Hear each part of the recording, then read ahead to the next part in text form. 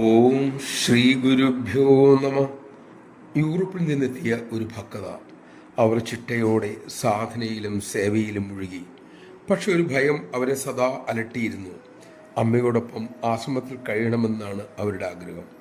പക്ഷേ അതിനുള്ള പണം തികയുമോ എന്ന് ശങ്ക. തിരിച്ച് നാട്ടിൽ പോയി പണം സമ്പാദിച്ചു വരാനും അവർക്ക് താല്പര്യമില്ല. അത്രയും ദിവസം അമ്മയുടെ സന്നിധിയിൽ നിന്നും മാറി നിൽക്കണമല്ലോ, അതാണ് അവരുടെ ദുഃഖം.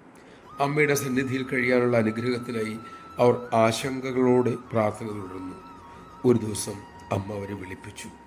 കരുണയോടെ ആ മകളോട് അമ്മ പറഞ്ഞു, പണമുണ്ടെങ്കിലും ഇല്ലെങ്കിലും മോൾക്ക് ആശ്രമത്തിൽ കഴിയാം, സന്തോഷമായിരിക്കൂ.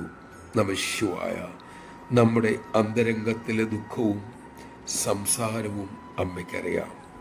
ആവശ്യമുള്ളപ്പോൾ ആ കാരുണ്യം വർഷിക്കപ്പെടും. അക്കാര്യത്തിൽ ഉറച്ചു വിശ്വസിക്കാനുള്ള വിവേകമാണ് നമുക്ക് വേണ്ടത്.